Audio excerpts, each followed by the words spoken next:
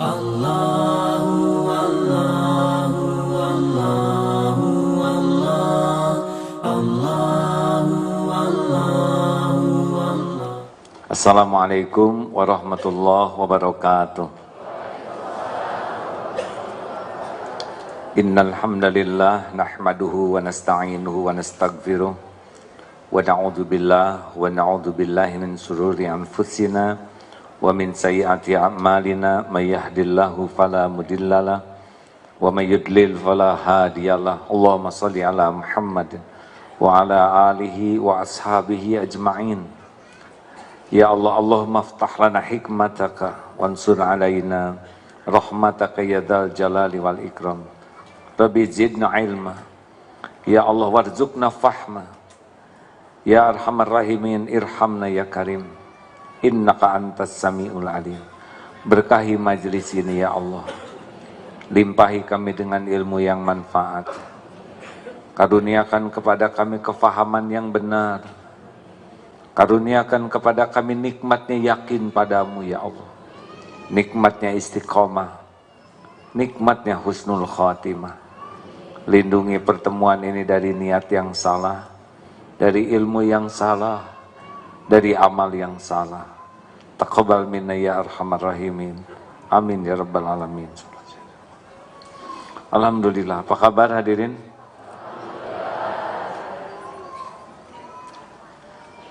Acara kita kali ini diliput oleh Al Jazeera. Tidak usah berusaha ke film. Pertama belum tentu ke film, yang kedua belum tentu ditayangkan.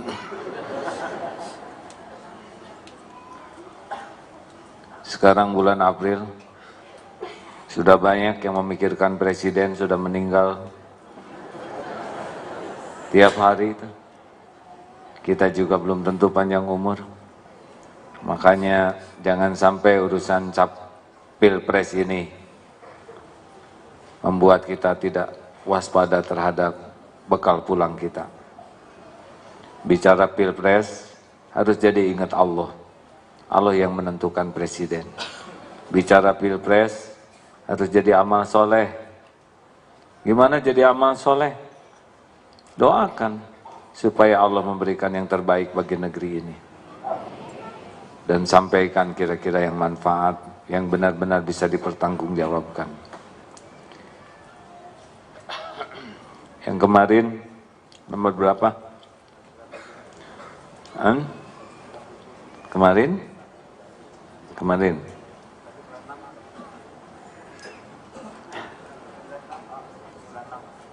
196. Harus berhati-hati, sepatah kata, tapi kalau salah ya tetap salah ya. Kemarin 196, bisa diulangi? Kitab Al-Hikam pasal 196 pada halaman 144. Bismillahirrahmanirrahim. Kullu kalamin yabruzu alaihi kiswatu al-qalbi alladhi minhu baraza. Tiap-tiap kalimat yang keluar pasti membawa corak bentuk hati yang mengeluarkannya. Teko hanya mengeluarkan isi teko. Di dalam kopi keluar kopi, di dalam madu keluar madu, di dalam comberan keluar comberan. Jadi kalau kita ingin mengenal seseorang, perhatikan saja dari pembicaraannya. Masih ingat kemarin, ini mengulang ya. Ada 4 tingkatan. 1, orang yang kualitasnya tinggi, orang yang utama. Kalau bicara, cirinya 1, zikrullah. Pasti bicara apapun terkait kepada Allah. Karena dia tahu tidak ada satupun yang lepas dari kekuasaan Allah, lepas dari genggaman Allah. Jadi kalau orang yang utama tuh kalau bicara pastinya tersangkut ke Allah. Karena tidak ada satupun urusan di dunia yang lepas dari genggaman Allah. Yang kedua, jadi ilmu yang manfaat. Karena dalam hidup ini, apapun yang disampaikan harus manfaat. Ihris ala ma yanfa'uk. Bersungguh-sungguhlah dengan sesuatu yang manfaat. Jadi kalau orang yang kualitas tinggi, kalau bicara manfaat. Yang ketiga, cirinya adalah hikmahnya menggugah. Jadi selain nambah ilmu yang manfaat, juga ada energi yang membuat orang tergerak untuk bisa berbuat. Kan ada yang hanya ilmu saja, tapi ada ilmu yang membuat orang bisa bergerak melakukannya. Nah, orang yang kualitas tinggi, kata-katanya itu punya tenaga yang menggugah dan mengubah. Dan yang keempat, cirinya adalah kalau bicara tuh jadi solusi, bukan hanya memperbincangkan masalah. Jelas? Coba, apa? Ulangi. 1, zikrullah. 2, ilmu yang manfaat. 3, hikmah yang menggugah. 4, solusi. Ini udah berulang-ulang pelajaran ini. Jadi kalau nanti cari calon menantu, dengerin aja ngomong. Kalau bau berarti dia belum gosok gigi. Karena orang yang biasa-biasa, cirinya yang kedua adalah peristiwa. Pokoknya kalau orang yang umum, kalau ngobrol pasti sibuk ngobrolkan peristiwa, kejadian. Apapun kejadian diobrolkan. Kalau ngobrolnya banyak nyambung ke Allah, naik dia kepada kualitas. Kalau obrolan kejadian jadi ilmu, naik. Kalau obrolan jadi hikmah, naik ke atas. Kalau obrolan jadi solusi, bagus, naik. Berarti dia dari kejadian bisa bagus. Tapi kalau hanya ngobrolkan kejadian, dia buang-buang waktu, nggak bagus. Dan orang yang ketiga adalah orang yang rendahan. Apa cirinya? Kalau bicara negatif, nggak jauh, mengeluh, mencela, ngerasula. Pokoknya nggak ada kata-kata yang manfaat dari mulutnya selain negatif saja. Dari bangun tidur tuh, badan tuh nggak enak aja, kepala pusing, duh Gusti ya Allah ampun. Pas lihat makanan, bosan ini lagi. Sambil dimakan, ya. Lihat ke istri, ini lagi, dosa itu.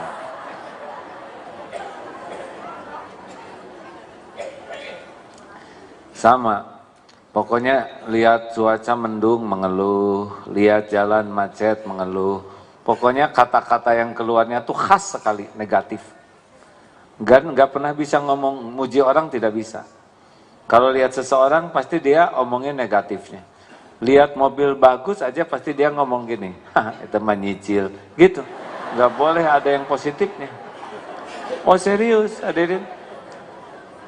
Dengar saya ceramah begini pasti dicari yang negatifnya. Masa ada kiai ketawa aja, emangnya Rasul begitu, gitulah. Ya memang saya masih sangat jauh dari Rasulullah. Tapi lah adalah dikit-dikit yang manfaat mungkin ya. Yang kelima, berarti nggak nyatat tuh, saya lewat yang keempat. Yang keberapa? Yang keempat, orang yang dangkal. Apa cirinya orang yang dangkal? Sibuk ngomongin dirinya sendiri.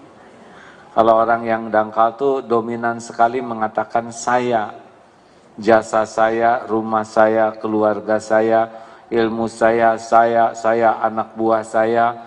Pokoknya tidak ada dari obrolannya itu selain dia ngangkat dirinya sendiri. Orang yang dangkal begini dia tidak tertarik dengan ilmu yang manfaat, tidak tertarik dengan hikmah yang menggugah, tidak tertarik dengan zikrullah. Tertariknya cuma satu, dia ngangkat-ngangkat dirinya saja. Dan celakanya kalau orang sudah nyebut saya, kecenderungannya itu bohong, ditambah-tambah. Kalau udah cerita diri, besar peluang ngangkat dirinya tuh besar. Ibu hari ini hari Senin Kemis saum, alhamdulillah saya saum ya udah hampir 2 tahun inilah. Benar 2 tahun. Sudah hafal berapa juz ya? Saya hafal alhamdulillah sekitar di bawah 5 lah. 1 juz kan di bawah 5, tapi dia tetap pengen ngangkat diri. Ya akan cenderung ngangkat diri, kecuali umur lah ya yang suka dikurang itu ya. Ibu berapa umurnya? Sekitar 17-an. Hati-hati hadirin.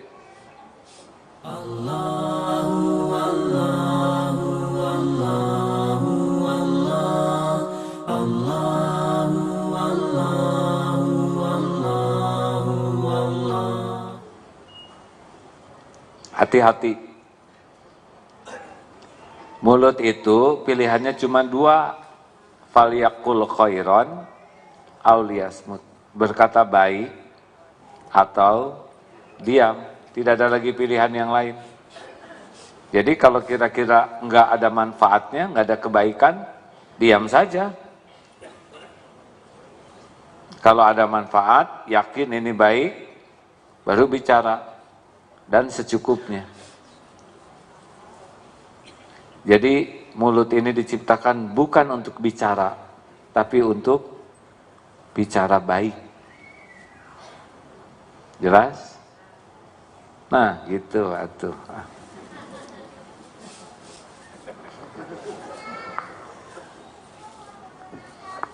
Baik, selanjutnya.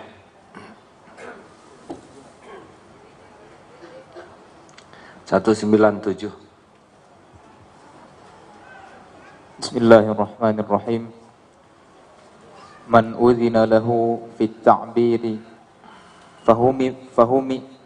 fahumiyat fi masami'il khalqi ibaratuhu wa julliyat ilaihim isyaratuhu. Siapa yang telah mendapat izin dari Allah untuk berkata-kata atau menerangkan, maka segala kata-katanya dapat dimengerti oleh pendengarannya, dan semua isyarat petunjuknya dapat terang jelas bagi mereka. Aneh tapi nyata, dalilnya sama, tapi ketika disampaikan rasanya beda. Benar? Selain rasanya beda, juga hujamannya beda. Ada dalilnya, innallaha ma'as sabirin. Sama dalilnya, sesungguhnya Allah bersama orang yang sabar. Ada yang didengar hanya jadi hafalan oleh pendengarnya. Ada yang didengar menggugah perasaan. Ada yang didengar menggerakkan kemampuannya untuk berusaha sabar. Dalil kan sama dari dulu juga sampai sekarang, benar? Tapi kenapa daya hujam, daya gugah, daya ubahnya beda-beda? Nah ini kalau menurut Imam Ibnu Athaillah, siapa yang dapat izin dari Allah menyampaikan ilmu yang Allah kehendaki sampai ke makhluknya, diizinkan oleh Allah berkata-kata menerangkan, maka kata-katanya itu mudah dimengerti. Dan maunya gini aja. Mudah dimengerti dan isyarat petunjuknya jelas bagi mereka. Banyak hal yang dekat, tapi kadang nggak paham. Tapi dijelaskan oleh seseorang yang diizinkan Allah bicara, jadi jelas. Oh, ya, iya ya, gitu. Nggak ada siang gitu. Iya. Yang tadinya sedih, luka, bisa berhenti tuh lukanya. Nah, orang-orang tertentu yang Allah izinkan bicara seperti ini, tidak dahsyat kata-katanya. Bisa jadi sederhana. Tapi aneh, yang dengar tuh jadi ngerti. Jadi paham. Dan jadi tergugah. Ini menurut Imam Ibnu Athaillah, orang ini ditolong oleh Allah.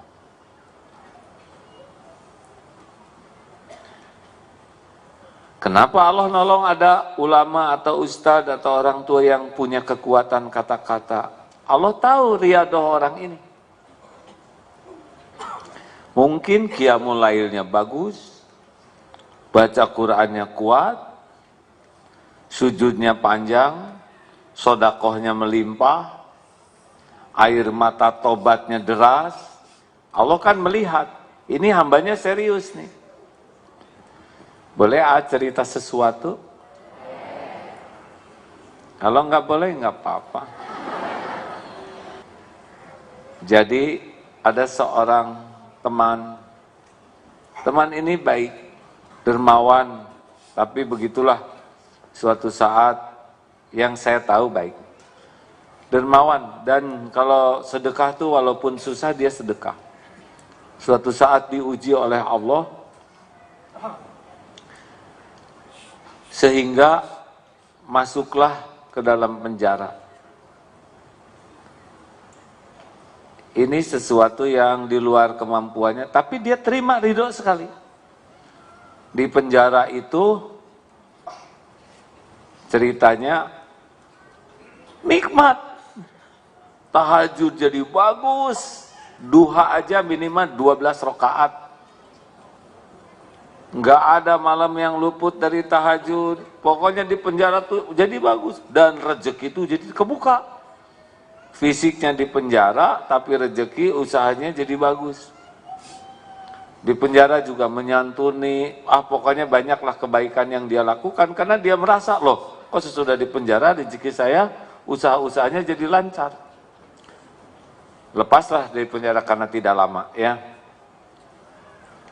Keluar dari penjara, rezeki jadi seret.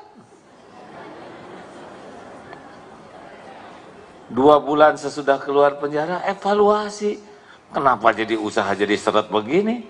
Masa harus masuk lagi? Beliau dan istrinya evaluasi. Karena memang waktu di penjara tuh ibadahnya kuat.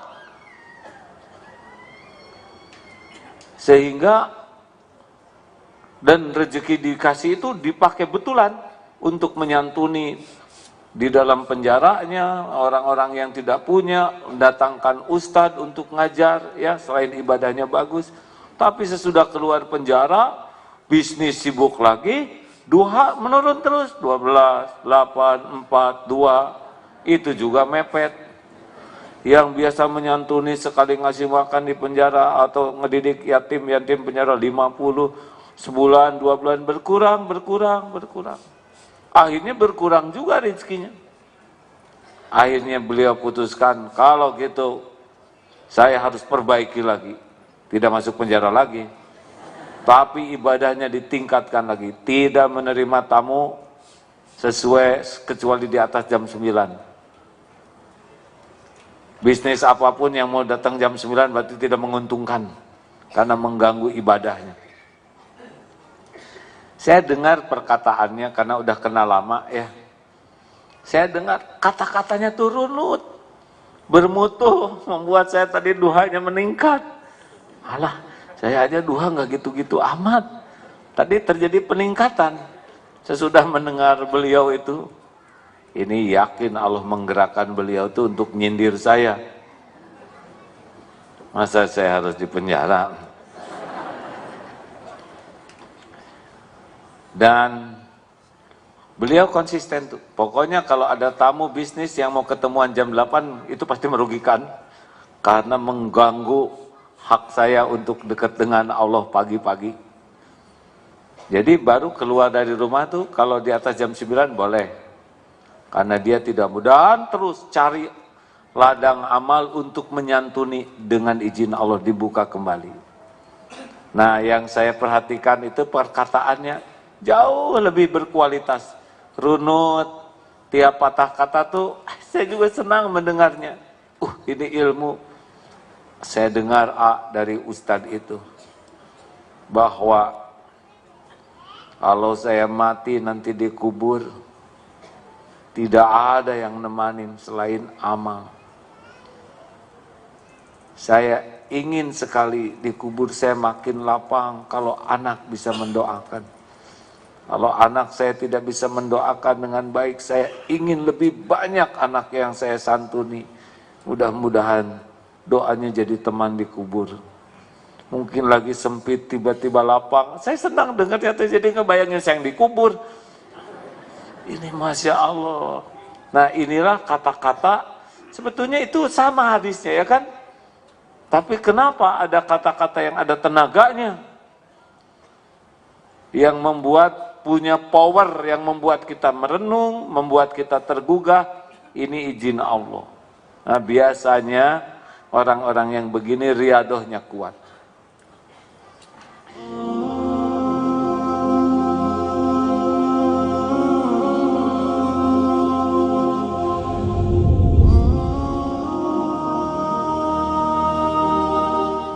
Makanya ibu, bapak dulu, Pak, jangan terlalu banyak nasihatlah untuk istri ya. Bukan tidak boleh. Kalau terlalu banyak rada-rada mubazir Pak. Kenapa? Karena istri sudah tahu kelakuan bapak yang sebenarnya. Itulah yang menyebabkan tidak ada tenaga. Ibu harus bertakwa kepada Tuhan Yang Maha Esa. Sesuai dengan Pancasila dan undang-undang. Garing Pak. Dan istri juga tahu bapak subuhnya telat, Iqra baru jilid 3, jadi kuranglah energinya. Ibu juga Bu, ngasuh anak tuh tidak usah dengan rewel, segala diomongin. Janganlah Bu, mending ibu mah banyak istighfar, banyak ngaji. Jadi mulut ibu teh dipenuhi dengan keberkahan. Sekali bicara teh paten. Nah, sini. Ya Bu, beda. Ada energinya. Sini. Nah. Ibu yang melahirkan kamu.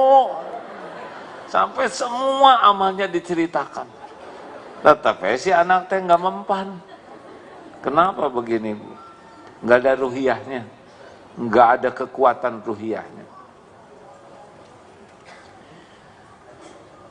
Udah jadi penceramah mah nggak usah canggih-canggih amat bicaranya. Jadi pidato juga tidak usah menggebu. Maaf saya bicara begini, karena saya punya guru. Dan guru saya tuh bicaranya sederhana sekali.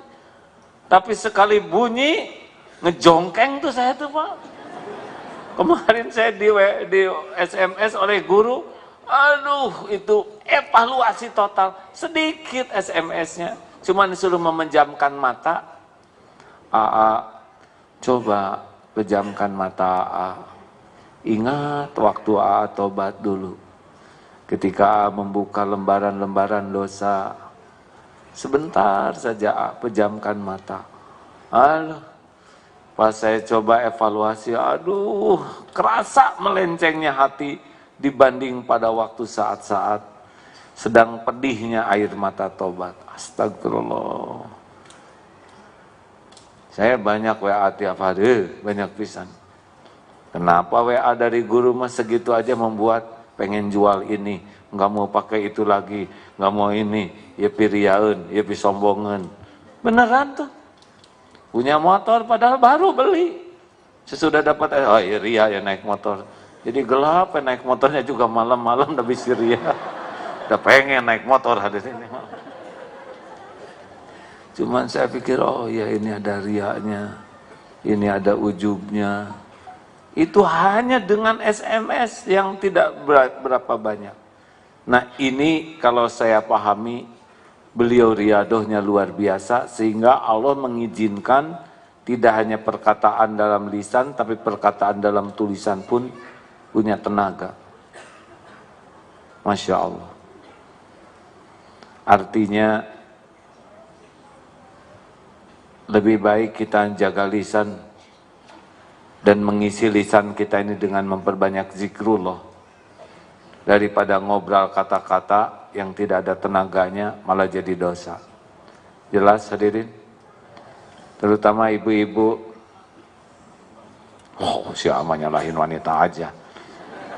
Belum apa-apa udah jawab. Katanya memang otak bicara wanita kan lebih daripada otak bicara lelaki. Sehingga, maaf ya Bu, stok kata-katanya lebih banyak. Dah lagi masaknya dengan katel ngobrol. Itu katel teh kamana wae tuh kamu teh ditanya katel. Padahal katel nggak bisa jawab. Nggak apa-apalah Den. Ada juga yang bicara tentang ilmu, jadi ilmu tapi nggak ada daya gugahnya, pudar cahayanya. Padahal ilmunya banyak, padahal yang disampaikan Al-Quran, hadis yang sahih, tapi kurang daya hujamnya, kurang daya gugahnya. Kenapa? Nah, mungkin ada sesuatu nih, sehingga Allah kurang menolong ilmunya punya daya gugah dan daya hujam. Begitulah. Jadi kepada para orang tua, sudahlah. Tidak usah segala diobrolin. Kemarin nonton misalkan debat, ya sudah nggak usah ikut berdebat. Udah nonton sudah selesai, nggak usah dibahas lagi, kan udah nontonnya ya. Kayak sepak bola udah gol ya sudah selesai. Cuma hebat yang melenting, kan udah dilihat melentingnya. Tapi nggak kuat, terusnya dibahas dua-duanya sampai pagi. Padahal yang sepak bola sudah selesai.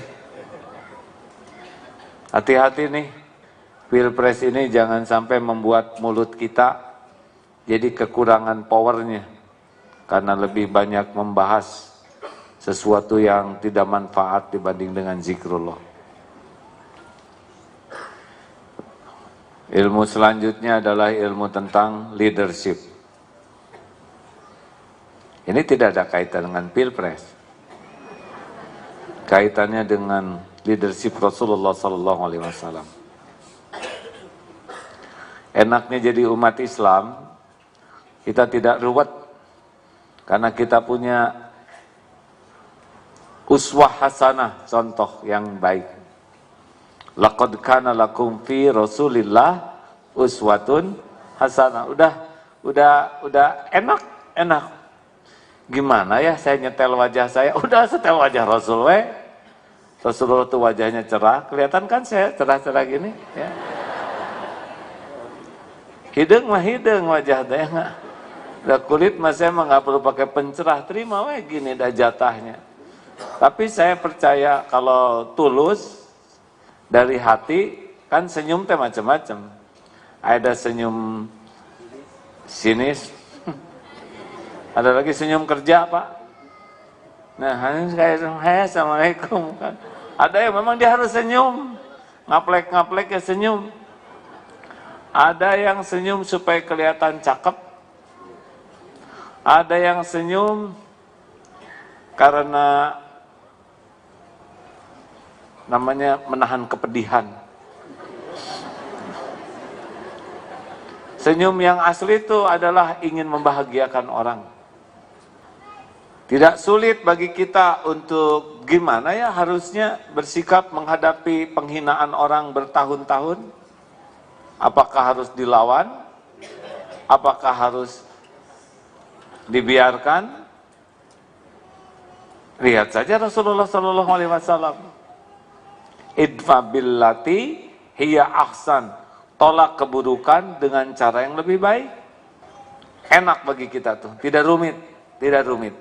Termasuk bagaimana nih kalau kita mau tahu tentang kepemimpinan Rasul. Ini kuncinya. 4. Ilmunya sudah dikenal semua pihak.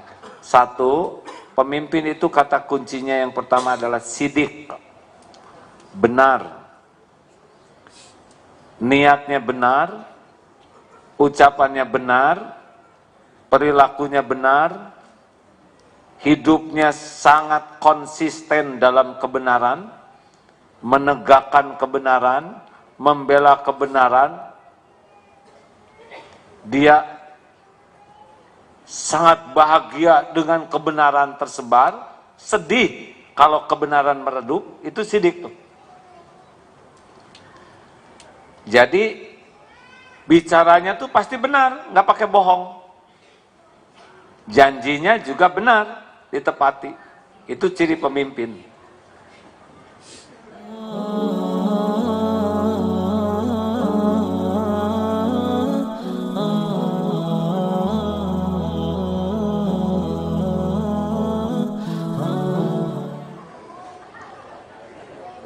Rasulullah Shallallahu Alaihi Wasallam itu idola saya. Jadi saya tidak rumit. Saya cari saja. Kalau saya punya atasan, kalau boleh saya milih atasan, pilih yang perkataannya benar. Di dalam penelitian Thomas J. Stanley dari Amerika Serikat meneliti 733 orang yang dianggap paling sukses di Amerika, dan ternyata membuat 100 kriteria apa yang akan membuat orang sukses, diurutkan dari 100 itu. Ternyata ranking di sekolah, IPK, dan NEM itu hanya urutan ke-30 untuk membuat orang sukses. Jadi ada harapan, ya. Tentu yang IPK-nya terlalu jeblok memang tidak ada harapan. Yang tidak ranking-ranking bukan berarti bekerusak tuh masa depannya. Lalu IQ itu gift ya, yang normal tuh antara 90 sampai 109 itu standar. Di atas itu di atas rata-rata, 110 sampai 120 dia sudah di atas 120 ke sana udah jenius, itu nggak memilih. Dan itu poin penentu ke 21. Jadi yang IQ-nya 110 itu nggak apa-apa. Dia masih punya peluang sukses, kata itu dia penelitiannya. Lalu kampus ternama sekolah favorit itu nomor urutan 23. Lalu apa urutan pertamanya yang membuat orang bisa sukses? Di sana disebutkan urutan pertamanya adalah kejujuran. Being honest with all people. Kalau nggak salah gitu hadirin. Tek bahasa Inggris takut salah, nggak boleh banyak gaya. Jadi kalau sudah kehilangan kejujuran, itu sudah tidak bisa lagi sukses. Terbukti yang berpangkat, yang bergelar, yang berkedudukan, yang populer di Indonesia, tertangkap tangan, kaki, kepala, pundak, lutut, kaki, karena ketidakjujuran. Makanya jangan main-main ya dengan kejujuran.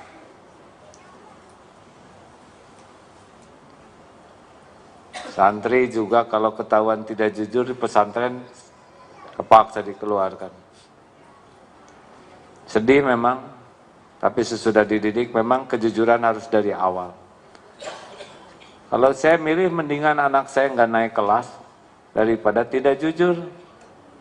Apalah sih artinya naik kelas kalau dia tidak jujur, betul? Sekolah di pesantren juga tidak usah lulus 100%, apa bangganya lulus 100% kalau lulusnya tidak jujur? Nggak apa-apa, nggak usah pada lulus. Yang penting semuanya muridnya jujur. Kalau dia untuk lulus SMP saja sudah tidak jujur, mau jadi apa dia nanti? Pak, Bapak, apakah mau punya istri jujur? Jawab, Pak. Apakah mau punya anak jujur? Walaupun Bapak?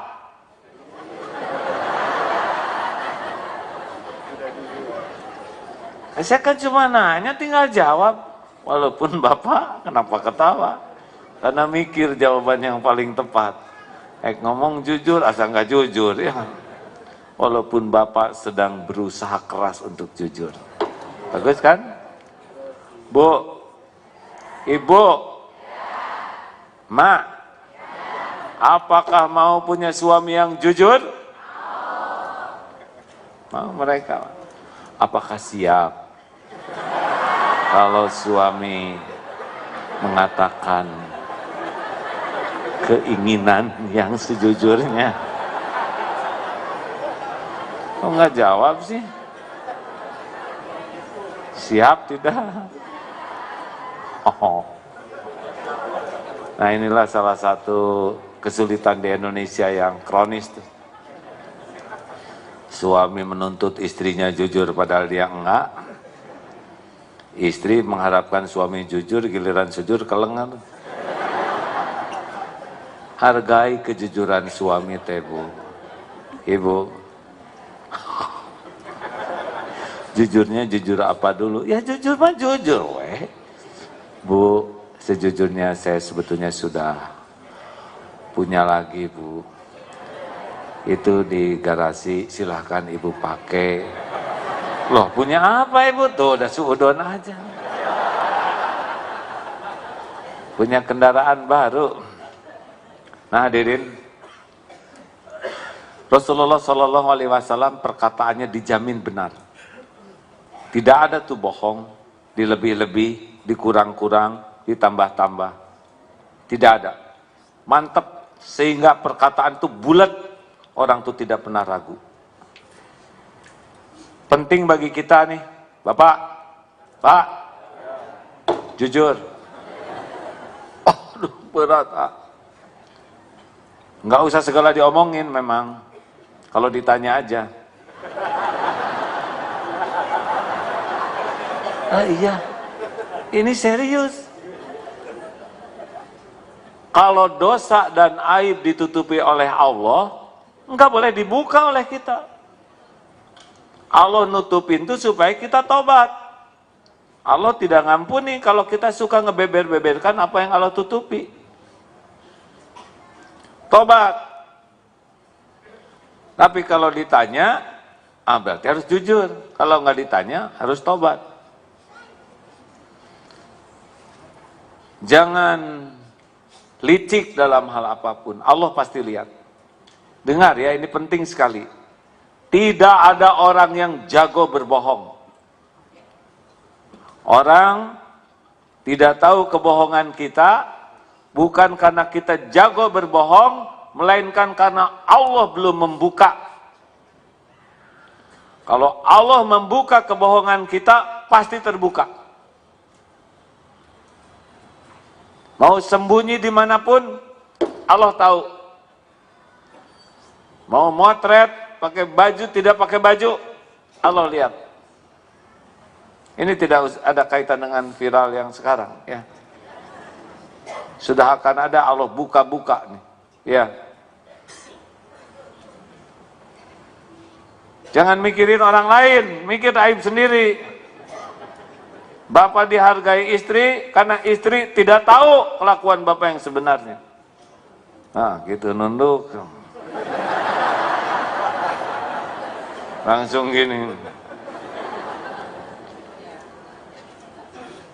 Sama, kenapa Bapak Ibu datang ke sini? Mau dengar ceramah A'agim? Bukan karena saya sudah soleh, karena Allah masih nutupin dosa orang ini. Aibnya, kekurangannya. Maka jangan pernah merasa aman dalam hidup ini.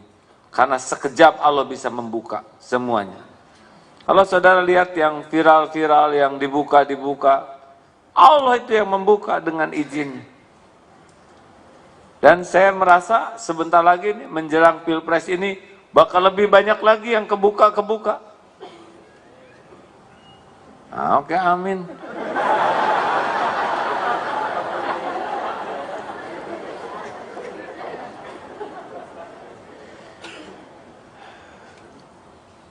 Mikirin dosa sendiri, hadirin. Apa yang Allah kehendaki dibuka, pasti terbuka. Apa yang Allah tutup, akan tertutup.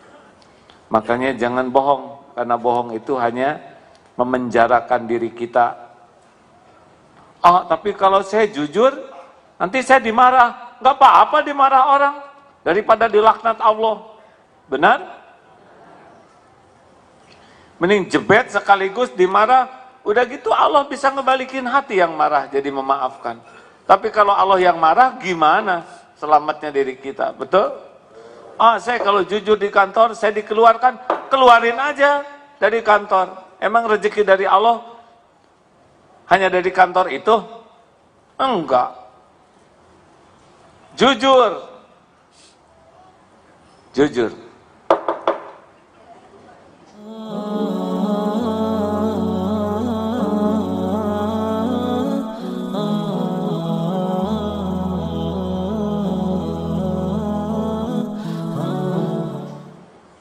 Saya tegang hati saya, hadirin. Bisa saya juga ada yang kurang jujur nih, hadirin.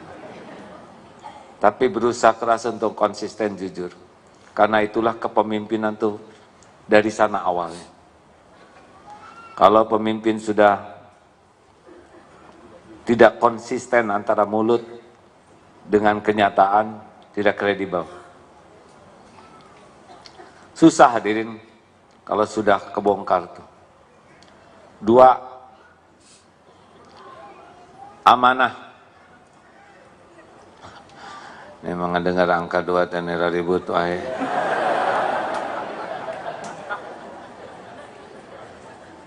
Yang kedua, amanah.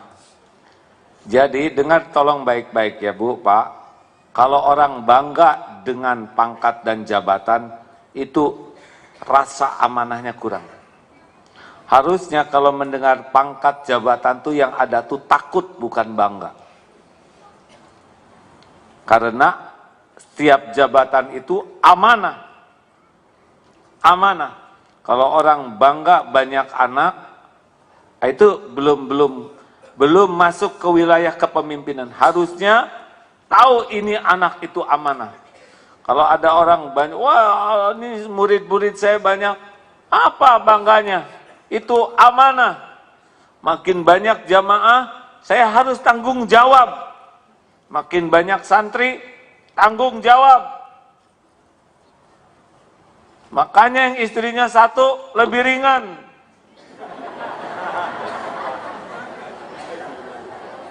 Ini beneran, hadirin.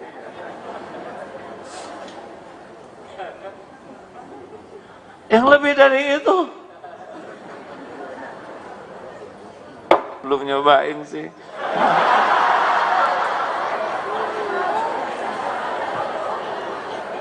Harus tanggung jawab.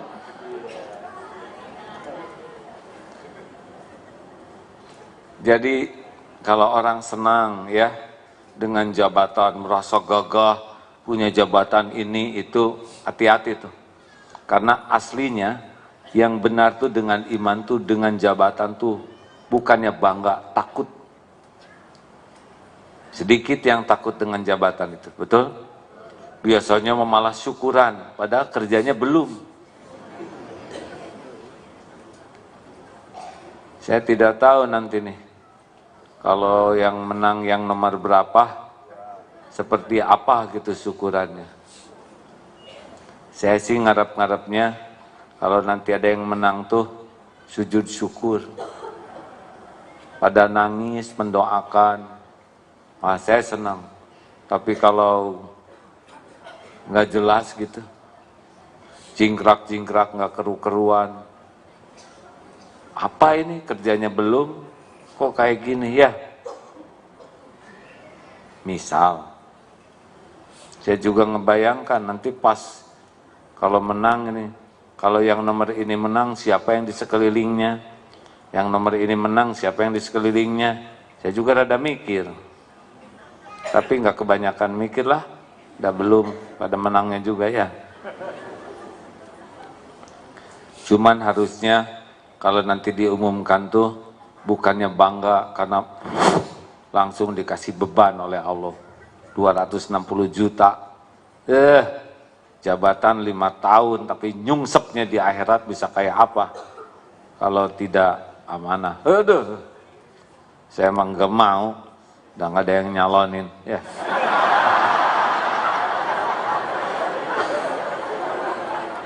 Jangan gitu ketawanya, biasa aja lah ya.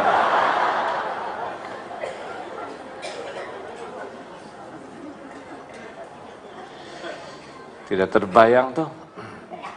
Benar-benar nggak, gak bisa ngebayangkan gimana di akhirat gitu ya. Mempertanggungjawabkan 260 jutaan. Iya kan? Pasti itu nggak bisa enggak dihitung setiap tanda tangannya, keputusannya, ngasih contoh apa, keputusan apa, habis tuh bisa, walaupun sholat, saum, tapi kalau keputusannya tidak adil, hancur tuh di akhirat.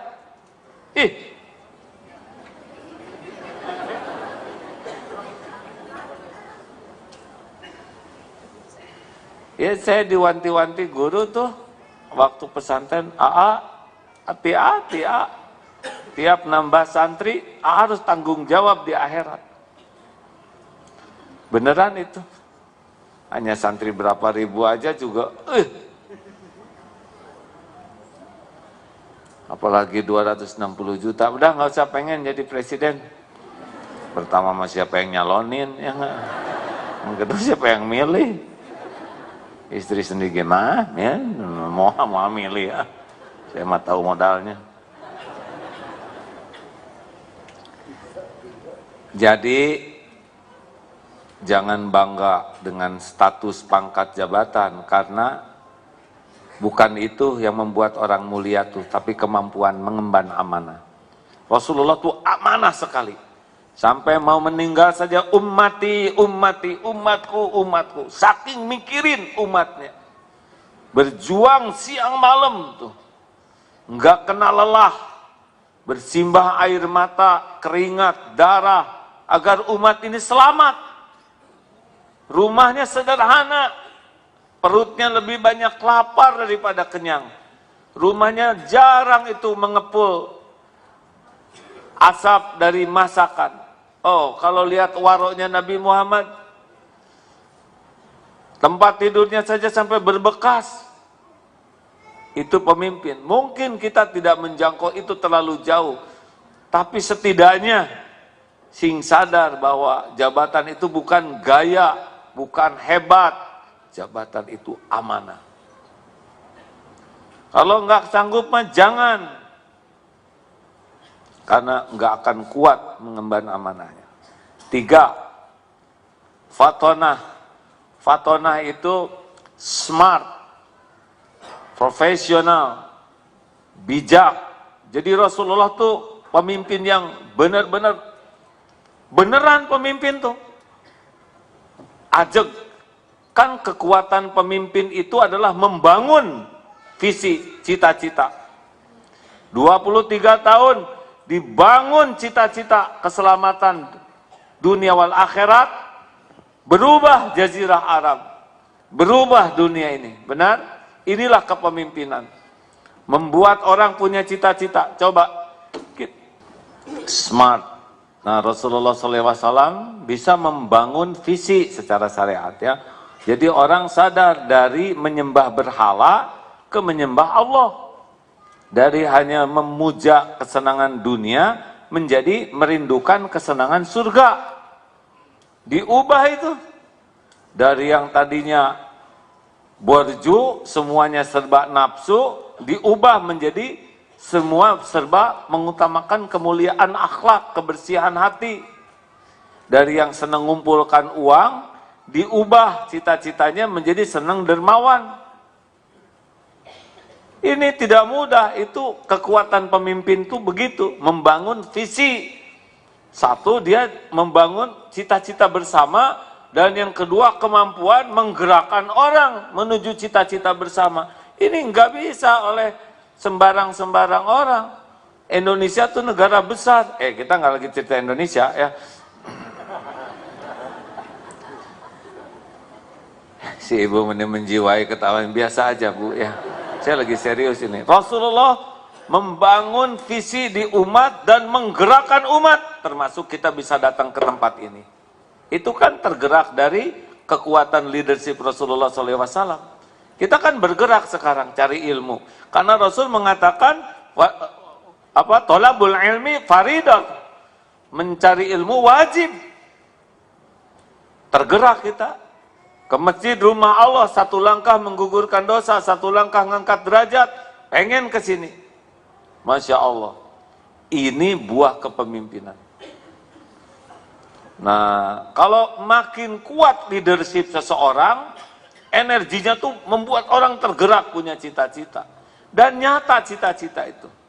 Sesuatu yang ingin diraih.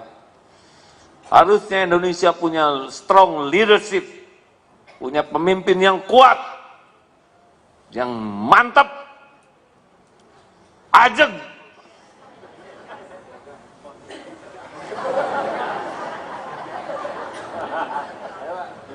Tapi kan jari saya tetap nggak keluar.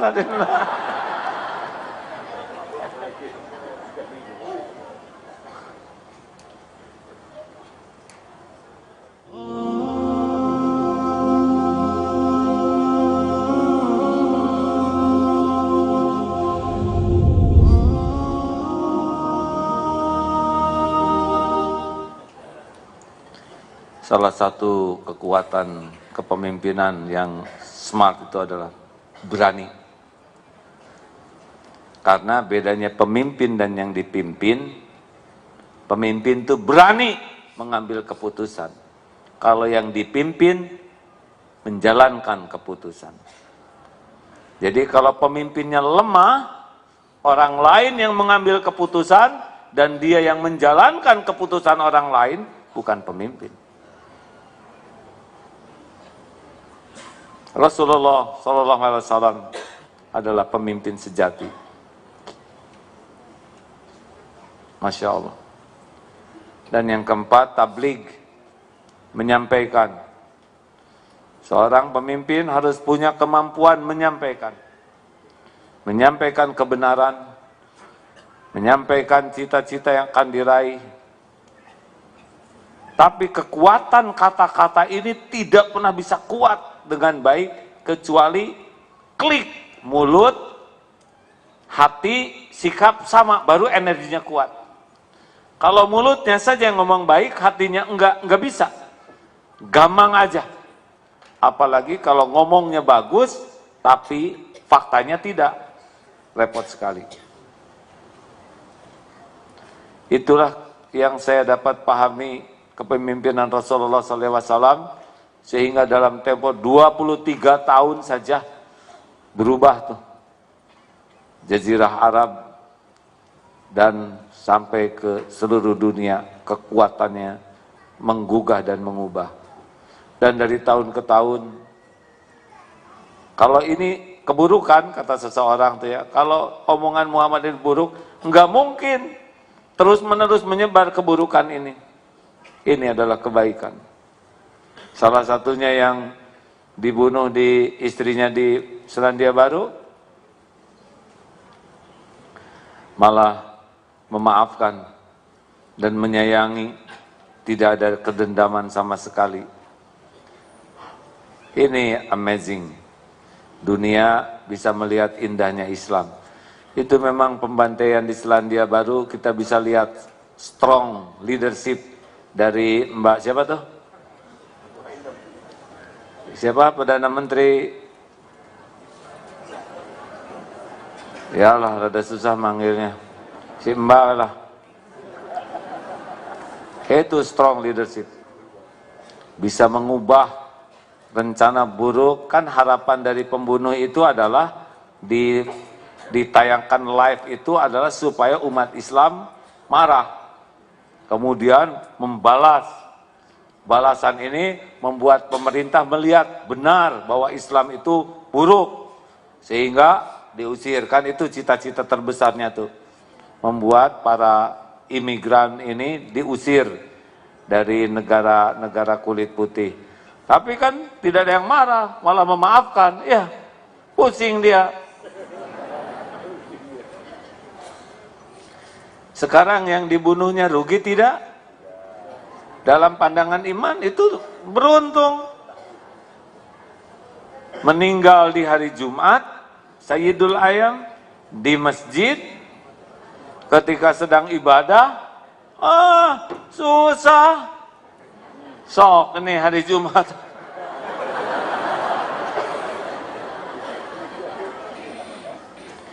Ini di Masjid Darut Tauhid ada beberapa yang meninggal di masjid gitu ya. Susah, dari ribuan, puluhan ribu. Paling cuma 1-2 yang meninggal di masjid itu. Ada ibu-ibu memang sudah cita-cita itu. Beliau itikaf tuh sudah sepuh, ingin meninggal di masjid. Sholat subuh meninggal. Ada bapak-bapak tahun lalu tuh program masa keemasan. Senang sekali baca Quran bapak-bapak ini. Hari Kamis, kan di Darut Tauhid ada namanya program masa kemasan. 45 tahun ke atas santrinya, 40 hari mesantrennya. Nah, hari Kamis minta izin dulu pulang ke keluarganya di Kuningan. Jumat datang lagi, Jumat pagi. Ikut kajian, belajar, asar. Selesai sholat asar, bagian baca Quran. Hari Jumat, Ramadan, sedang saum, sedang membaca surat Ar-Rahman.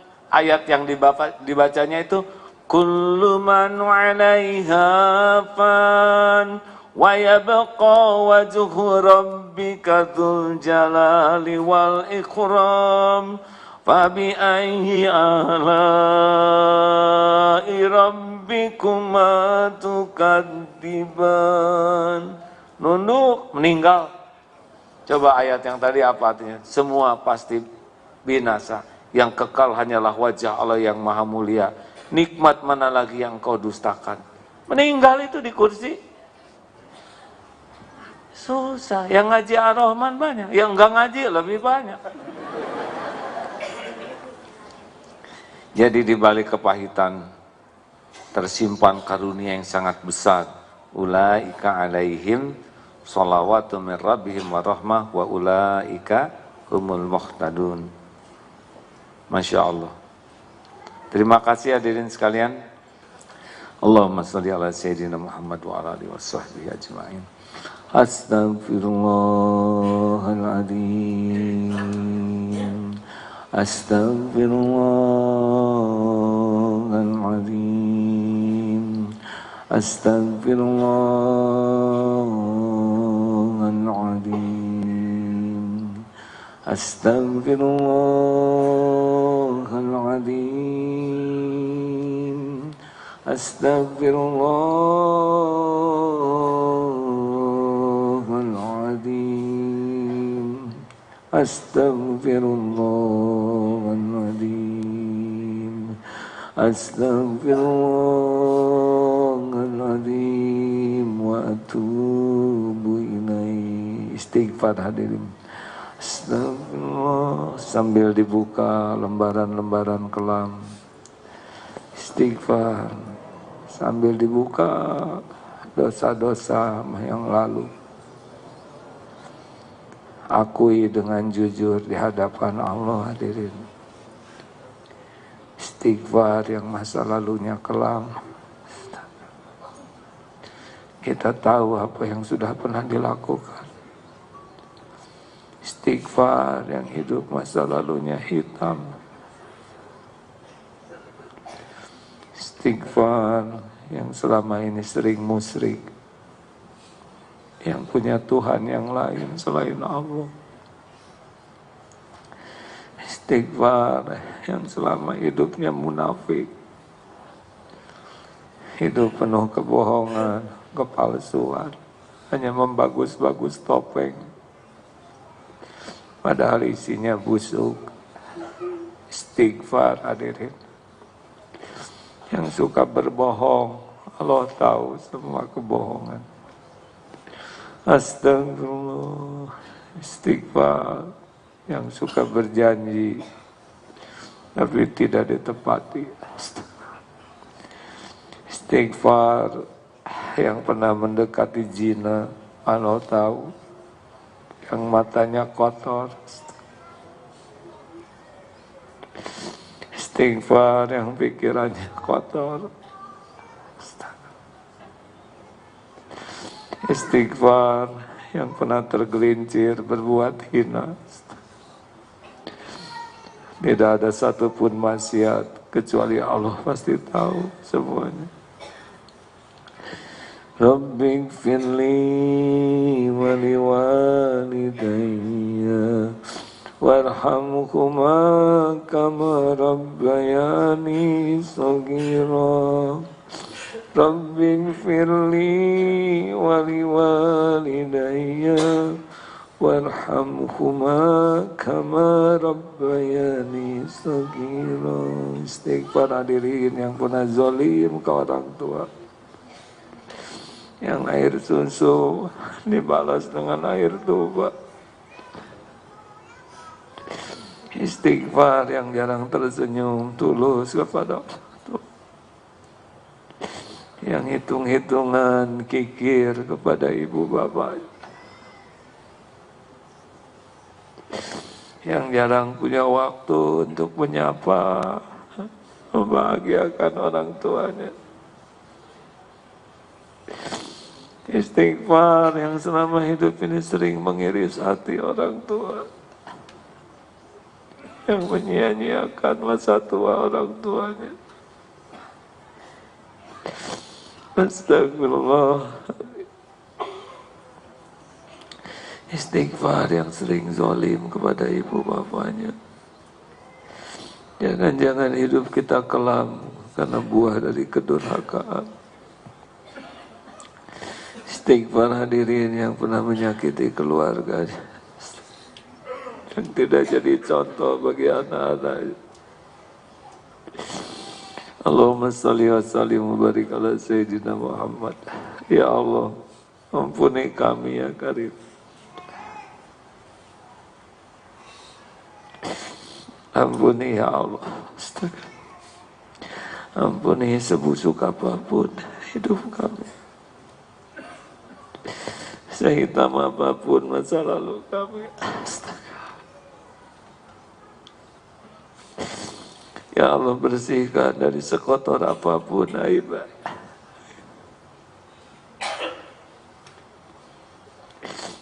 Ya Allah, ampuni dosa yang sembunyi-sembunyi kami lakukan. Ampuni maksiat yang terang-terangan kami perbuat. Ampuni ya Allah dosa yang berulang-ulang, padahal kami tahu itu dosa. Allahumma inna nas'aluka taubatan nasuha wa taubatan qabla al-maut wa rahmatan 'indal maut wa maghfiratan ba'dal maut. Allahumma hawwin 'alaina fi sakaratil maut. Allahumma inna nas'aluka husnal khatimah wa na'udzubika min su'il khatimah. Ya Allahumma malikal mulk tu'til mulka man tasya wa tanzi'ul mulka mimman tasya wa tu'izzu man tasya wa tudhillu man tasya biyadikal khair innaka ala kulli syai'in qadir. Ya Arhamar Rahimin, irhamna ya Allah, jadikan saat ini saat mustajab doa. Engkau maha mendengar, Engkau yang mengumpulkan kami, Engkau yang memerintahkan kami memohon, Engkau yang mengabulkan doa. Kabulkan siapapun yang munajat saat ini ya Allah, amin. Doalah masing-masing hadirin, amin ya Allah. Jangan ragu-ragu hadirin, Allah pasti mendengar. Tidak ada yang dikecewakan. Kapan Allah mengecewakan kita?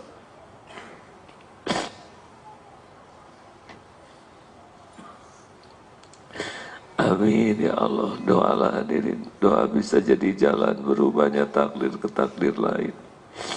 Doalah hadirin.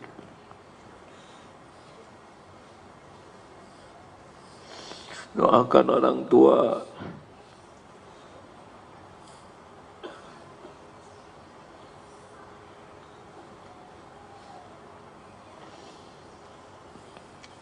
Ya Allah, bangsa ini milik-Mu ya Karim. Engkau tahu semua rahasia, Engkau tahu segala yang tersembunyi.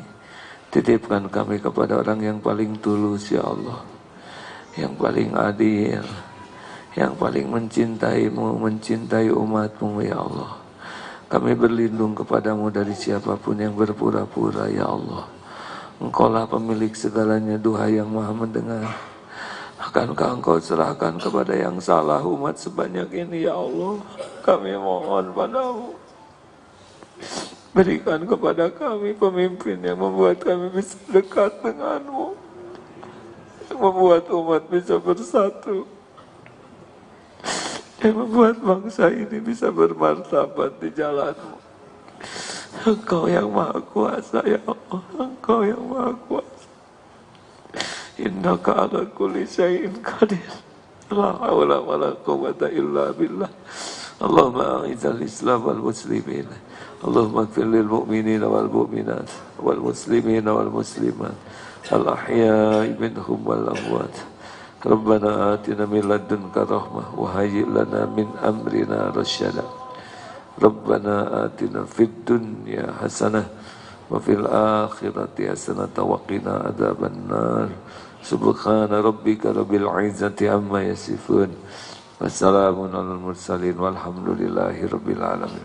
Assalamualaikum. Bersama Saling Sapa TV.